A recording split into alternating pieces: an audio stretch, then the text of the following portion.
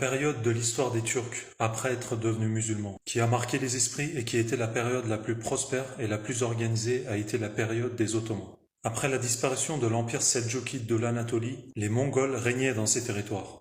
Une petite tribu qu'on appelle Oba ou Beylik en turc, qui s'appelait les Kayı, qui était de la descendance de Oğuzhan, l'un des ancêtres des Turcs, s'était installée aux frontières ouest de l'actuelle Turquie, pas loin des Byzantins. Commencent alors des batailles et aussi des négociations avec les Byzantins au fil du temps.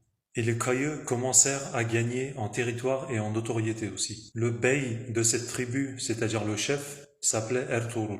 Et son fils Osman, qui lui succédera plus tard, continuera de faire en sorte de gagner de plus en plus de territoire et de s'imposer de plus en plus dans la région. Osman, c'est d'ailleurs celui qui a donné son nom à l'Empire ottoman, puisque Ottoman, ça vient du prénom Osman.